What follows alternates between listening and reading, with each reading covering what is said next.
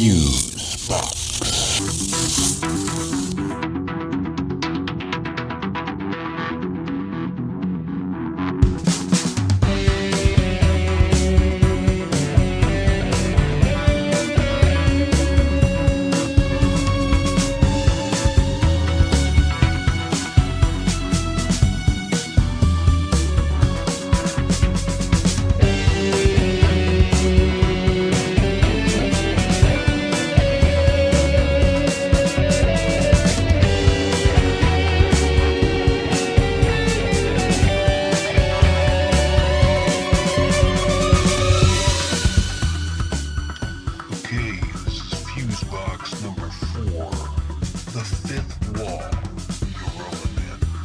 And I thank you very much. Welcome, one and all, again, to this amalgamation of time and space called Fusebox. This is show number 4, The Fifth Wall.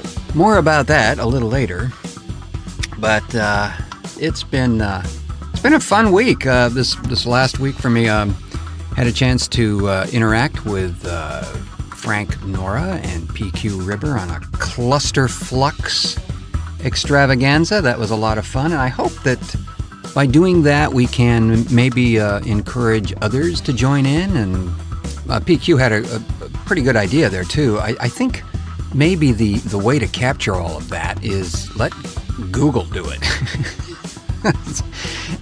My idea was that everyone should just capture their own pieces and then I would stitch them together, but then I realized that Frank had been very fastidious there and ended up capturing everybody at once, and I had encountered a little dilemma as to how to interface all those pieces, at least my piece, because there was a delay, of course, involved in all of that. There's a little latency and all that good stuff. So 3-hour program of that length got a bit daunting. So I figured I would defer to Frank's totally fine quality and let it go at that. But that was fun. So I thoroughly recommend anyone and everyone who is so interested, we should try that again. And some other things that have been happening here. I haven't mentioned Eddie Murray before, but I have been an avid listener of his stuff. I love Cloudbase 44. I love the walks and all of that, and I'm particularly fascinated with his latest excursion into the Philippines, mainly because it's so loud. That is the loudest place ever! My goodness gracious. You only get the true depiction of how active that place is when he's like, okay, now I'm in the hotel room here and it's very different sounding, but the second he hits that street, man, whoa, there is some activity going on here. So, wow, amazing. But yeah, I love it. Love that thing, and I hope he can join us at some point in one of these shows, because I know he's reached out several times, trying to maybe get that happening, and it is difficult. I realize that there's a lot of folks have they have actual lives and things that pulled them away. But I still say I think it would be really fun to do. And just a shout out to Bob, is that your real name, Lament? No, honestly, that was a compliment, and I mean it sincerely. I really enjoy you. As a matter of fact, I was laughing out loud the other night. I think the thing is called Seated, the most recent one I've heard, and I was laughing out loud. But yes, thoroughly, and not facetious in any way, my friend. I mean the compliment sincerely. And also, it was a topic that was suggested by the Meanderer, the mention of Radio Shack, which has been in the news lately because I guess it's going to become a phone store. I guess that's its destination. So that's that. It's changing. But what came to mind about all of that was back in when did they do that? It must have been in the late 80s, right? They came out with what we used to fondly call the Trash 80, the TRS-80, which was a personal computer, and it had the little glowing monochromatic screen, But you see, to me, the thing that was interesting wasn't what you could do on it, as much as what would happen when you first opened it. When you first started the machine, you'd get this little prompt, that I think it was at the top left-hand part of the screen. Maybe it was the bottom, but I think it was at the top. That actually said, and now I know what it means, but back in the day I didn't know what this meant, but you'd have the C and then load. Well, C drive loading and all that. But no, as a novice coming into this, it said clode. Clode meant much more to me than anything else. That was a surrealist moment. Look, the machine is in clode. Man, could be the end of life as we know it. Exactly. So I just thought that was a very interesting word. And I don't know what that actually, now of course we do, but at the time it didn't mean anything. It was just gibberish, but it obviously had some significance because it was on the screen at the very beginning. So, clode. So it was also great to hear Manny the Mailman return to the Overnightscape Central the other day. I fondly remember Manny's contributions to Frank Nora's Overnightscape over the years, and some of the I think they actually took several road trips, if I'm not mistaken, some journeys and adventures. And so it was good to hear him again. He too, I kind of hope find the time to maybe join us on one of these cluster fluxes in some capacity. I think it would be great because there's just so many terrific folks on the network here. It would be nice to kind of chew the proverbial internet fat. You know what I'm saying? That's disgusting. It does. It really does sound disgusting. But there we are. So I've had very good feedback to this program so far, so I'm very happy that it's being well received, and it's certainly providing some more logs on the fire to get more stuff done. And so one of the things I am looking at doing here in some subsequent shows is a series of roundtable discussions held at, local watering holes, because that's really the best place. We have access to a couple of nice places that if we go there at the right time, like, 8:30 in the morning, and sit around and, there won't be anybody else there. Well, there might be some from last night, still hanging out. But that would be a quieter time to do it because I don't want any, music and stuff in the background and all that kind of good stuff. And there's folks here that be happy to cooperate with that, particularly if they got a pseudo plug, you know what I mean? We're looking into doing that because I have some folks that I would love to just have sitting around a table. That could be a fun deal. Will not be a disappointment. And on a slightly somber note, a friend of mine, Jamie Lawson. And Jamie Lawson's podcast, it's called It Was 20 Years Ago Today. It's on iTunes. Informed me of this gentleman's plight. I may have heard of this guy, but I must confess I have not been to, prior to this anyway, had not been to his site. But his name is Gordon, and it's either Skens or Skeens or Skenis. I don't know what it is. Not sure. It's the delight of the English language. You know what I'm saying? The tough coughs as he plows the dough. Exactly. Can't know anything unless somebody says it. Thank you. This gentleman has a site called pastdaily.com, and he's been putting up things like news interviews and broadcasts and music and all the stuff from our not too distant past and pretty current in some cases. Well, relatively current. Because the guy's got what appears to be over 100,000 open reel tapes that he himself has made of this collected data over the years, which is now amassed to something like 1 million hours of data, which he is slowly digitizing and distributing, by the way, for free on his website. He's probably been a pretty amazing resource for a lot of people. I mean, one of the things that was pointed out to me is that as a young child, he used to borrow his I would imagine it was his dad's reel-to-reel machine and tape broadcasts off the radio onto these reel-to-reel tapes. And some of us remember doing that too. Well, in his case, he had some very interesting timing because one of the broadcasts he had was from November of 1963, where he actually captured the assassination of President John F. Kennedy. Yikes. Yeah. I don't know where the guy was living originally when that happened, but that's some significance, because I'm sure the spin that was happening right then, that he captured right then, was very different than the spin that it's become in recent times.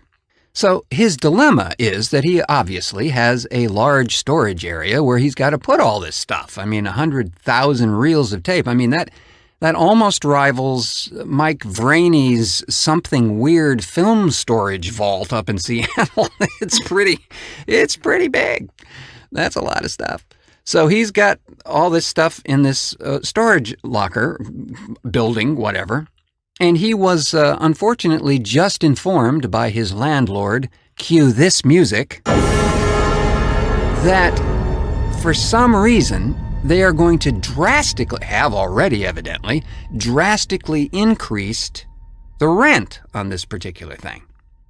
And by drastically, I'm assuming we're not talking $50. I'm assuming that if it's big enough to create a fundraiser to help him out, it must be pretty sizable. So his dilemma at the moment is that he has all this stuff in there, which the landlord, in his infamous wisdom, has decided to lock out. So Gordon can't get in there to get anything until the back stuff is paid and blah, blah, blah, and here we are again. So evidently, he has until the end of February to come up with this back rent. So he's created this fundraiser idea on his site, and gun to the head, I love that, where you can contribute a few bucks to help the guy out. And so I'm putting a link in the show notes to this guy's site, so if anyone out there is of the mind to help him out, please do. And if you can't do it monetarily, perhaps you can just forward the link to others who might. I think that would be a grand thing. He's obviously doing a pretty altruistic thing here in his own time. He's been spending hundreds of hours digitizing this material and cleaning it up and so forth. So something, the folks on this particular listening audience and network can appreciate. Yeah, so if you can help him out, please do.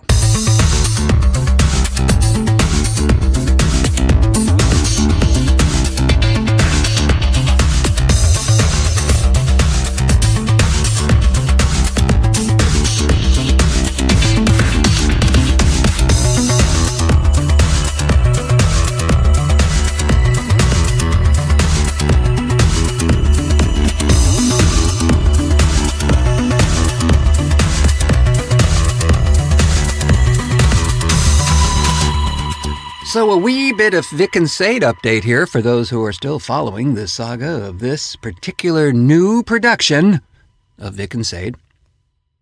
I do have something to report today. We have scheduled auditions now to take place shortly for all of these parts.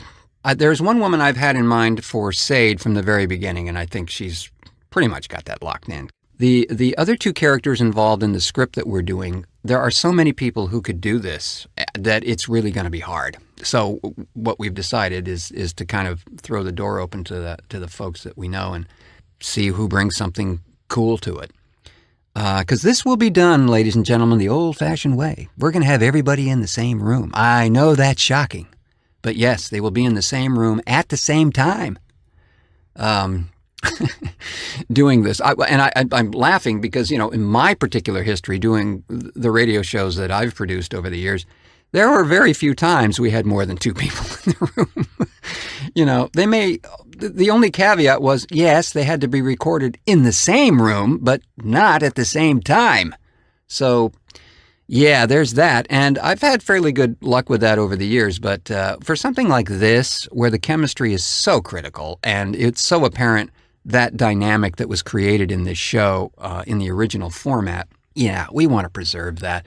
And again, if you're not familiar with this, I would direct you to, once again, Milt, it's vicandsade.blogspot.com. Thank you. Where Jimbo has created an amazing resource of material about this program. I was just poking around in there the other day, actually, and came across this bit of trivia regarding the popularity of this program, and I think it was either 1938 or 1942, where it was voted the most popular radio show, period. There were like 7 million people tuned into this thing at one time. It just mystifies me. It's like, if I didn't know better, I'd swear it was one of Frank Nora's peps.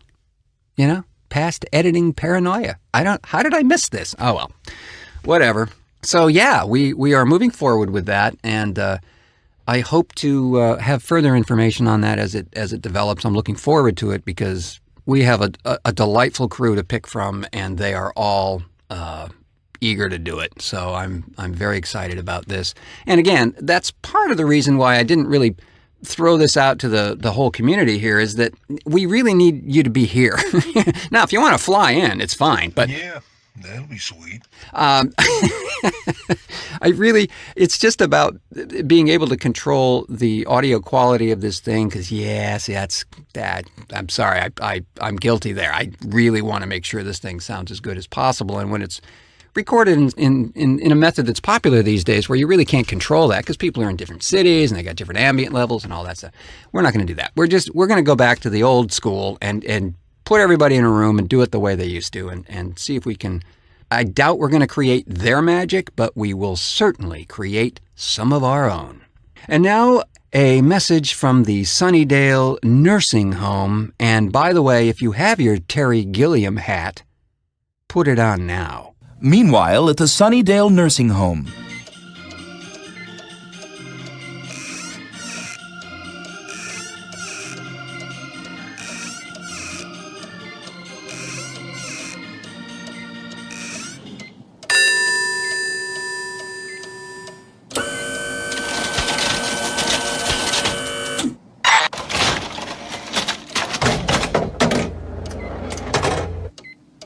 Number 72.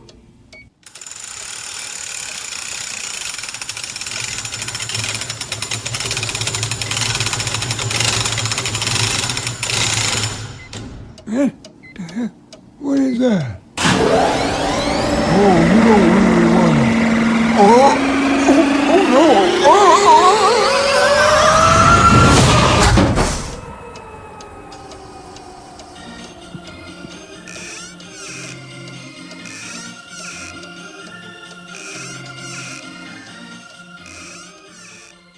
What are we talking about today? The title of this particular episode is The Fifth Wall. Now, you know the theory about the fourth wall. In theatrical terms, that's where the actors and everyone on stage or in the movie or wherever, even in the radio, access the audience and know you're there and know you're part of it too. Well, one step beyond that is the fifth wall. And that's where you're watching them, watch them, watch them. I suppose there could be a sixth, seventh, and eighth wall, but we're not going to do that. We're going to concentrate just on the fifth wall. And what this really means, ladies and gentlemen, is the fabric of reality. The actual operational structure of our so-called reality. Now, here's the thing.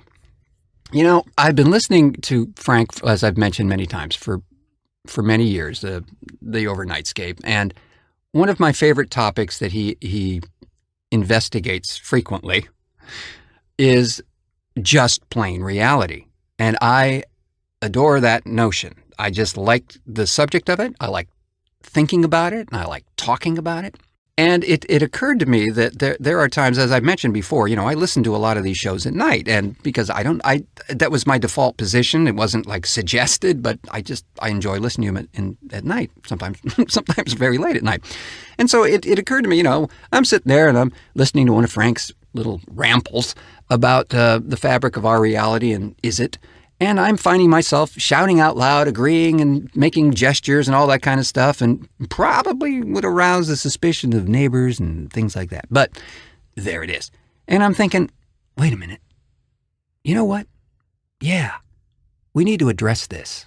We need to mull this over a little bit. Mull. Now, there's a word. Mull.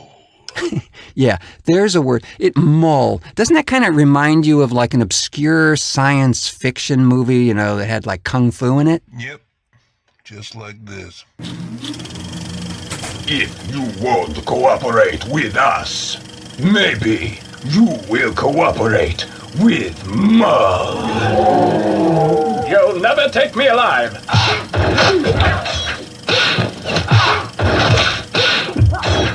Yeah, like that. As I've been mulling it over, I've been thinking, well, I think I'd like to address this a little bit. Just to get the party started here. I have a fondness for lifting up the seams in this particular notion. Oh no, not that trick again. Not that trick again. No, really. I think this is a perfect venue for this kind of discussion and demonstration. I really do. You don't remember what happened the last time? Yeah, I know. I know what happened, but all right. So what Milt's talking about and is getting a little paranoid about is that the last time we did this, all right, it's over here. Here, it's in the jar here. All right, this thing right here. Yeah, this is an aquatic prairie squid. Now, the deal with this is that the last time we did what we're about to do. Crazy, man. I know, okay? Chill. The last time we did what we're about to do, this thing came through. And it came through, and I can't put it back. I wouldn't dare, because who knows what'll happen if you try to reintroduce something that's already been introduced into this reality back into the one it came from. Well, I don't know. I don't even want to mess with it. So it lives in the jar over there. When I was a kid, I always thought about, the onion skin idea. What if this thing we're living in is really just a very thin veil hiding a reality beyond that one? And so, as any curious kid did, I went down, and you can try this at home. You can go ahead and do it. As a matter of fact, I would urge you to do it. Let's do it. Right down here at the baseboards, if you look at the little corner down there, you've all got one. Now, I'm just gonna do this because it's much easier. If you just right down here at the very base of the floor, there's a little tab, and if you pull like this, see, there you go. See, there. Now this is central processing, but this is only central processing at this layer. There's another one beyond this, but right here, this is the layer right adjacent to us, maybe even a little up. It's like that elevator that gets stuck between floors. Okay, so this is that place right there. See what's going on here? There's all this, and now in here, these things here, I have no idea what that is. But I know that it sparkles and it kind of smells. And I'm not sure what that does, but you don't want to take that out. You actually don't want to take any of this out of there. You just leave that and look at it because it's fascinating, I think. So, I've had this theory for a long time, and I'm not joking about this. I'm not even joking about that. But I've had this theory for a long time that every time we go to sleep, all bets are off. What do I mean by that? What I mean is everything gets reset. Now, there was a film that addressed this, a couple of them actually, in recent times, Dark City, and there was even a Soderbergh film called Kafka that sort of flirted with this idea. But the notion that when we go to sleep, we unplug from this reality, and that things get jumbled up, and that when we awaken, we may be reintroduced into an alternate timeline. We may even be introduced into a shuffled timeline where things are just slightly different. I think Gerald McQueen, my writing partner, once told me about a story where that actually happens to someone. His world becomes extremely absurd, where people are wearing iguanas on their shoulders and all that kind of stuff, and that's considered normal because he got offset. His reality plane got shifted slightly, and they got introduced into this entirely bizarre place. Well, I just wonder about that. I just wonder. And here's another thing. We talked about Frank Nora's theory about PEPs, past editing paranoia. We talked about that. I just want to add something that happened to me just 2 days ago, and again, totally real. You know how we can get involved in things.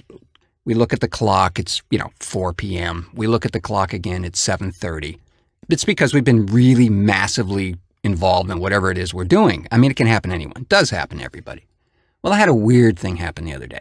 I'm working down here, and I look at the clock, and it's like 9:52.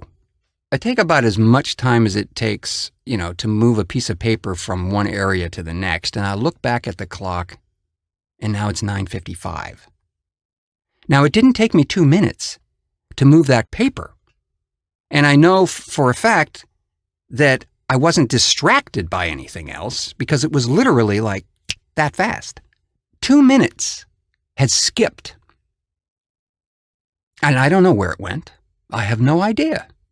But it was clear to me that it did. It wasn't like, oh, well, you just saw the numbers wrong. They were just, No.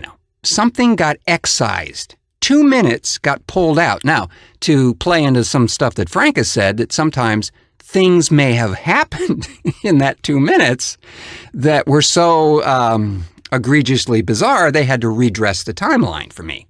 So I got reintroduced back in 2 minutes later. I'm not sure. I don't know. But I'm willing to believe that as sure as anything else. It's just a creepy feeling. And that whole day was like you had one square wheel. Like things were not quite aligned correctly. You were sort of bouncing along and it wasn't really locking up. Very peculiar. That, honestly, is the first time that's ever happened. I have witnessed things that look like frames missing in your timeline. Where it looks like somebody's just made a little cut right there. And things just sort of resettle, and I don't know what that is, But I don't know what any of this is, because I got this guy. So I'm just saying that things are not what they seem, and I think that's the direction that we need to examine here.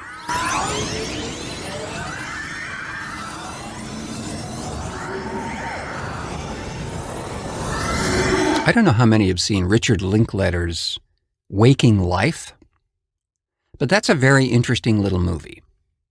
Both from the content, the style of animation, and the overall message is just sort of compelling. It's a very interesting little piece, and even though you may have seen the ending coming when you start this film, it's not really about that. It's about that whole experience and what things feel like in a dream state. I don't want to do any spoilers here, but they do address a concept in there that's very interesting. And I don't know how many have had this experience. I think there may be one or two out there who have actually experienced this. I know I have. It's called lucid dreaming. It's where you are actually totally consciously aware that you're dreaming and that you're controlling the action of your dream. When you do that, very interesting things happen. I think what it does is at least what it did for me was sort of re-clue me into what is the actual difference between the experience I'm having right now in this, quote, dream state and the experience I'm having right now talking to you on this microphone. Sadly, not very much.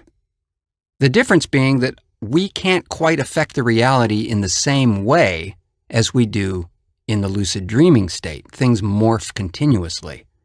But one of the things that was brought out in the Waking Life film was that when you're in the lucid dreaming state, try to look at numbers. Try to turn on and off a light switch, and you will find some very interesting things happening. First of all, there are no numbers that stabilize. Everything is sort of in constant flux. Light switches don't function. But what does happen is actually anything you think about. That's a very interesting process. And, there are those folks out there right now that tell you that that process works every bit as accurately in this world as it does in the dream world. And although I have no experience of that, actually, it might as well be. I suppose it's another layer of discipline and mental exercise in order to get to that place. But I am very interested in this whole idea because the lucid state and this particular state we call waking life does seem to have a lot in common. And every once in a while, very weird things happen. I think the author, Philip K. Dick, he kind of explored a lot of this, particularly in his later years. I think he actually became obsessed by it. in the sense that he was feeling that he was getting information from someplace other than his own inner mind. Somewhere, something was being beamed to him. And so much of what he wrote kind of dovetails into this whole concept. And it's an interesting notion, and I can't say that it is or it isn't. All I know is what I personally experience. And there have been many times, and I think probably for many of us, where there have been things that have happened, that little thing you see out of the corner of your eye that skittles across the floor. You don't know really what it was. You look back and it's not your cat. You know what I mean? That stuff. The thing that looked like a thing and then you looked at it again and it was another thing. It's almost as if central processing wasn't working quite quick enough to make that telephone pole not look like some sort of monkey with a trunk. You know what I'm saying? That stuff. I don't know. It makes it a very interesting place to live. It really, really does. There's much about this that is curious and outside typical definition. Like this piece. How's that for a segue? Masterful, Mr. Radio. Oh, goodness. Well, this is a good place for this. This is a great place for this. A few years ago, we started a series called Moods of Chen, which are very much little mind puzzles for you in your ears. And this one, you just have to kind of take the ride, folks. Nothing is there to be that literal. There is a storyline, I promise you. But it's kind of for you to unpack. And thankfully, this is the sort of medium that you might want to return back to this one to do further unpacking. It's very cool. It's called Domino.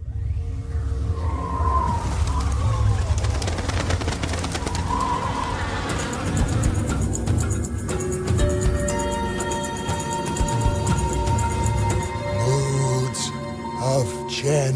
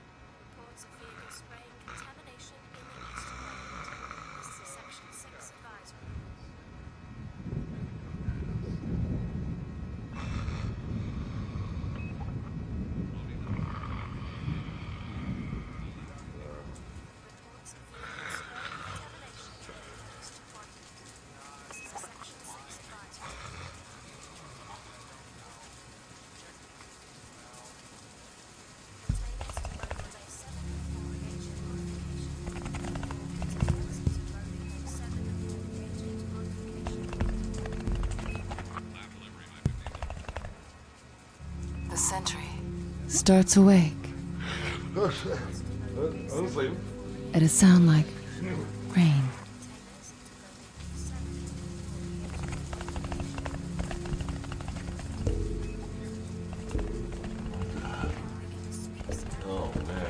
To find the monitors opaque. What the hell these things are doing? What the hell is going on here? Oh my god.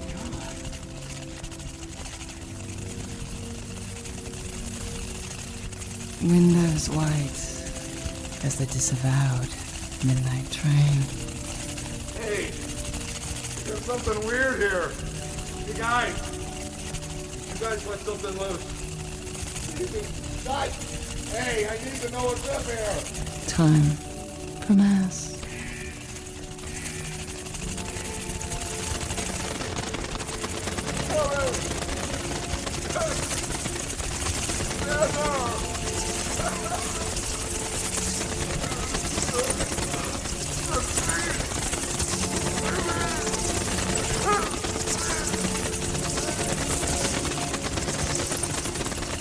Giant ash-gray wings, blotting out lights and walls and glass.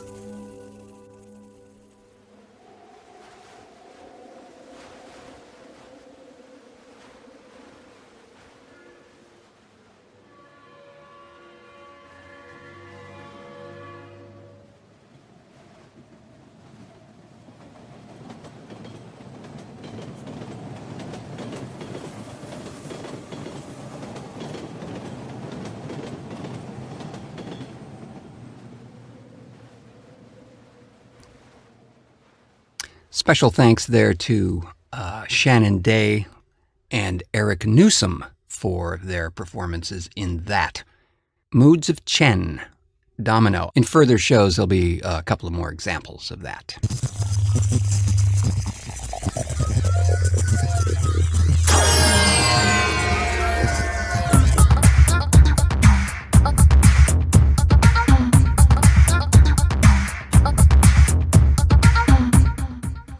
So really, I think it's just healthy to question our reality. That's my 2 cents. Because sometimes the things you think you see and you second guess yourself because that couldn't have been what you just saw. Maybe it was. You know, the Hindus call it Maya, this place we live in, the veil of illusion and all of the subsequent artifacts thereof. And I think there's a lot to be said for that.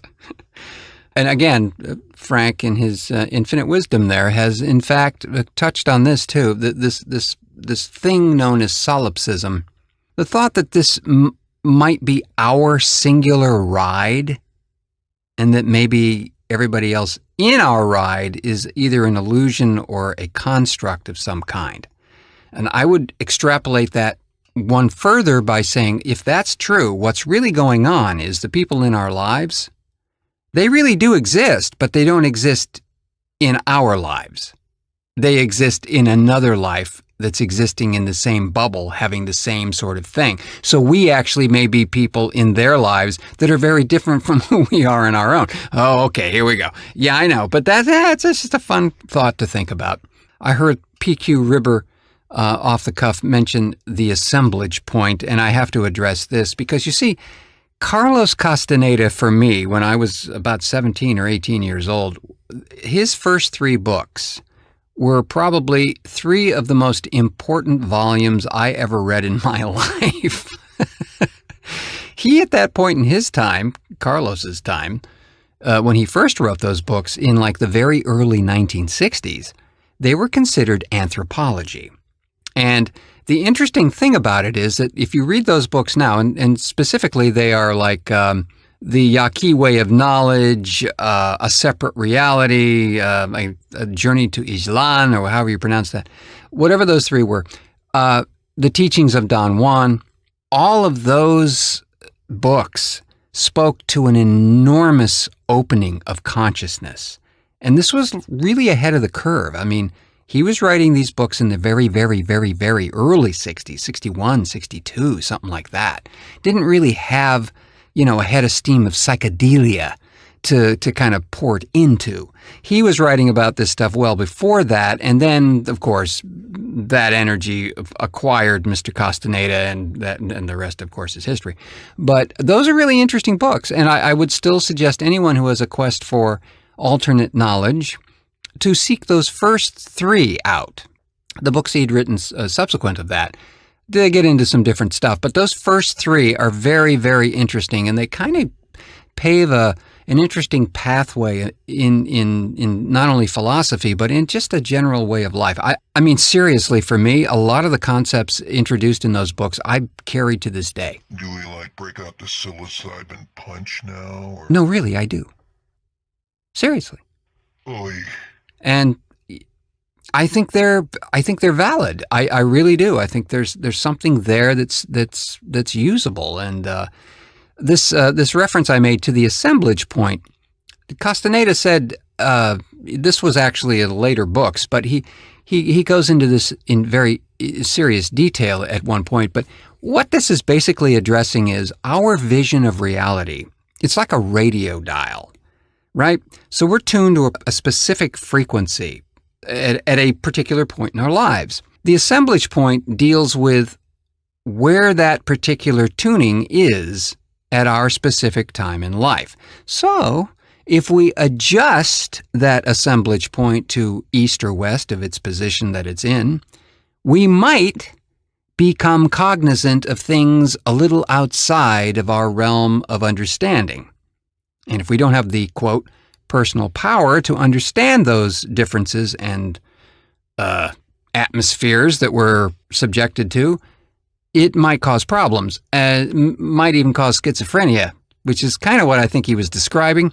But those who are equipped with the knowledge, when they shift these points, can definitely deal with these alternate realities that we're all on. You know, he talked about two concepts that I have never forgotten. One being the tonal and the nowl. The tonal, I think this was roughly, I'm paraphrasing here, but his description was something like this. The idea of the tonal is the perceptions of things we have in the immediate, the things that we take for as a door, a window, our immediate reality, stuff that we think is tangible. The nowl, on the other hand, is the stuff everywhere else. His analogy was, the tonal is the picnic, the nowl is the entire setting the picnic is taking place in. And in that particular way, that's a different perspective. The nowl really deals with things that are beyond the normal, beyond the reality that we can identify. The little skittering manta ray under your bed, yeah, that would be nowl. That stuff. And I've always found that really fascinating. It's just a whole area of consciousness that is, I think many of us are introduced to and then don't have any context for where to put it or how to identify it or what to really do with it. But it doesn't mean that it ain't there.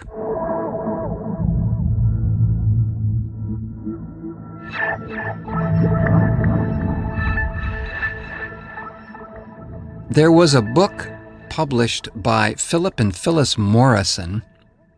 It was done, I think, either the book came first or I think it may have been done as a companion piece with Charles and Ray Eames, who were the British filmmakers. I think they were British. The book was called The Power of 10. And what it does basically is take you from the extreme outer point of the universe down to a picnic and into the subatomic and beyond particle nature of life, all within a span of several pages, through photographs. And so the interesting thing that was brought up in all of that was how not dissimilar the extreme reaches of the universe are with the extreme reaches of subatomic particles and even our own bodies. Which brings me to this rather interesting piece that was written by Jodi Lorimer, and I twiddled with it a bit, but it's a very, very interesting piece about dark energy, and this sort of plays into this thing we're talking about with the power of 10, and give it a listen. We are beings whose eyes harvest light. We know our world from what invisible rays of light bouncing off matter tell us, defining our reality. And so, the dark is confusing, nurturing legions of ghosts and things that go bump. Yet some people focus on the dark as being more nurturant, where we see constellations as dot-to-dot twinkles. The Mayans saw the dark spaces in between the light, forming sacred llamas and snakes. We ponder the night sky and are dazzled and uplifted by the billions of stars we see. But if you total up all the stars and all the galaxies in the sky, they add up to only 5% of the observable universe. 27% is made up of dark matter, and 68% is made up of the mysterious phenomenon called dark energy that only reveals itself to us as a phantom effect on the light we can see in the spinning stars. So empty space is not empty. It's full of darkness, the nature of which is utterly strange to us. And we see now that despite gravity, the stars are expanding further and further away from each other. Now, galaxies would never have formed in the first place if gravity had not been created by dark matter in the beginning, gathering the glittering primordial materials together like a great cosmic spider spinning its web. Dark matter particles are so commonplace that billions pass through humans every second, yet we don't know much about it. We are limited by our vision. Our light harvesting must be attuned to the darkness, the ultimate dark.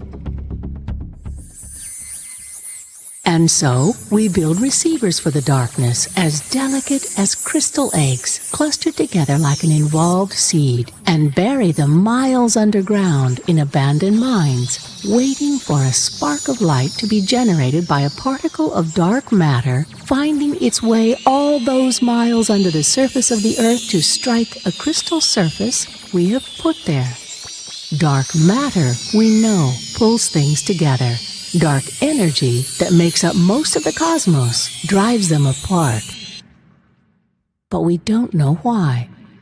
There is a photograph capturing the scaffolding of space, the web of dark matter that lured galaxies into place. Sparkles of light, like twinkling islands in rivers of black. It looks exactly like a picture of the neurons that fire in our brains. The sparks of energy running along our own cerebral dark rivers, colliding like tiny spinning galaxies, generating thoughts and emotions, inspiring art or slaughter, imagining empires, or disintegrating into dementia when the lights go slowly out one by one.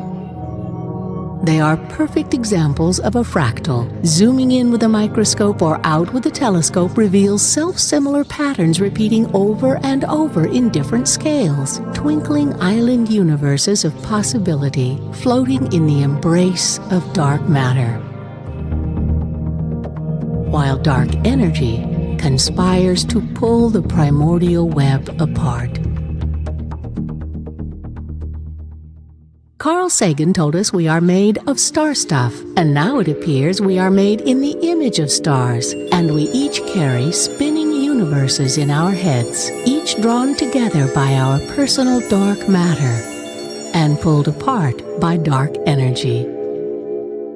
It should come as no surprise. I just think that perspective is really interesting to explore, and I don't think it's accidental that both ends of the universe, quote, that we're living in have a remarkable similarity.